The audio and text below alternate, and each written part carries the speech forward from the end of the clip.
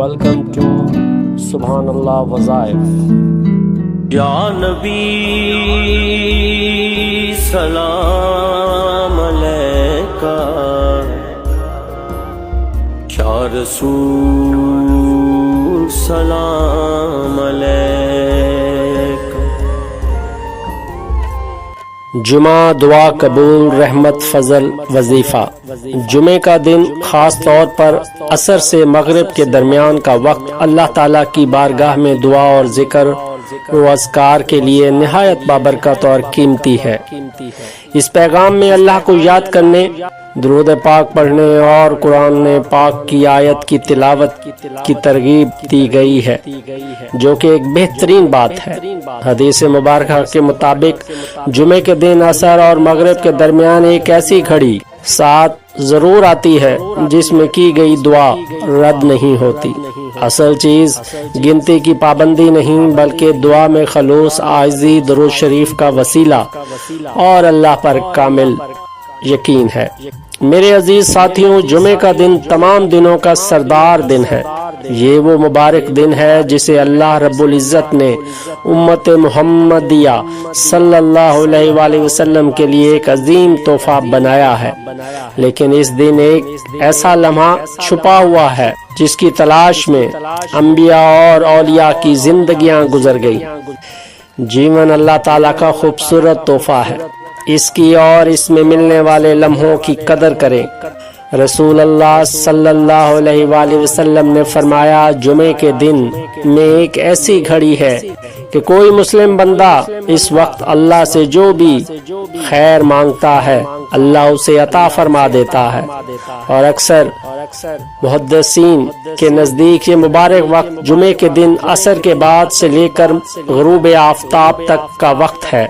میرے عزیزو، سوچئے، جب دن ڈھل رہا ہوتا ہے، سورج غروب ہو رہا ہوتا ہے، تب رحمت خداوندی کا سمندر جوش میں ہوتا ہے۔ اس وقت اگر کوئی بندہ اپنے رب کے سامنے جھک جائے تو عرش الہی سے رحمتیں برسنا شروع ہو جاتی ہیں۔ دعا کی قبولیت، اللہ کا کرم، فضل اور رحمت کا مل جانا بڑا انعام ہے۔ دعائیں کرتے رہا کریں، اللہ سے ملنے اور ہم کلام ہونے کا خوبصورت ذریعہ ہے۔ دعا کی قبولیت اللہ کے فضل و کرم اور رحمت کی ایک عظیم نشانی ہے۔ جب بندہ اخلاص، عاجزی، انکساری، کامل یقین کے ساتھ اپنے رب کے حضور ہاتھ اٹھاتا ہے، سجدہ کرتا ہے، تو وہ اپنے رب کے بے پناہ رحمت کے دروازے پر دستک دیتا ہے۔ اللہ تعالیٰ اپنے بندوں کی دعاؤں کو سنتا ہے، ان کی فریاد سے باخبر ہے، اور اپنے علم و حکمت کے مطابق بہترین وقت پر عطا فرماتا ہے۔ اللہ کا کرم یہ نہیں کہ وہ صرف ہماری مانگی ہوئی چیز فوراً دے دے، بلکہ اس کا اصل کرم یہ ہے کہ وہ ہمارے لیے وہی فیصلہ فرماتا ہے جس میں دنیا اور آخرت کی بھلائی ہو ہمارے لیے۔ بعض دعائیں فوراً قبول ہو جاتی ہیں، بعض کو مؤخر کر دیا جاتا ہے، اور بعض کے بدلے اللہ تعالیٰ کسی آنے والی مصیبت کو ٹال دیتا ہے یا آخرت کے لیے عظیم اجر محفوظ فرما دیتا ہے۔ اس لیے کبھی بھی دعا سے مایوس نہ ہو، اللہ کی رحمت سے امید رکھیں، اپنے گناہوں پر استغفار کریں، حلال رزق اختیار کریں، نماز اور درود پاک کی پابندی کریں، اور یقین رکھیں کہ اللہ تعالیٰ اپنے بندے کو کبھی خالی ہاتھ نہیں لوٹاتا۔ دعا کی قبولیت، اللہ کی رضا، اس کا فضل اور اس کی رحمت مل جانا حقیقت میں ایک ایسا عظیم انعام ہے جس سے بڑھ کر کوئی دولت نہیں۔ اللہ تعالی ہمیں اخلاص کے ساتھ دعا کرنے، اپنی رحمت پر کامل یقین رکھنے اور اپنی بارگاہ میں قبولیت فرمانے کی توفیق عطا فرمائے، آمین۔ میرے عزیزوں، سلام قولا من رب الرحیم کا سحر اور حقیقت سورۃ یاسین جیسے قرآن پاک کا دل کہا گیا ہے، اس کی آیت نمبر 58 ہے، سلام قولا من رب الرحیم، جس کا ترجمہ ہے نہایت رحم کرنے والے رب کی طرف سے سلام کا پیغام ہوگا۔ یہ صرف ایک آیت نہیں، یہ اہل جنت کے لیے اللہ تعالیٰ کا سب سے بڑا انعام ہے۔ ذرا تصور کریں، جب جنتی اپنے رب کا دیدار کریں گے تو کائنات کا مالک اور خالق خود اپنے بندوں کو سلام فرمائے گا۔ سبحان اللہ۔ جب آپ اس آیت کی تلاوت کرتے ہیں تو آپ اپنے دل میں اللہ کی روحانیت، رحمت اور سلامتی کو محسوس کرتے ہیں۔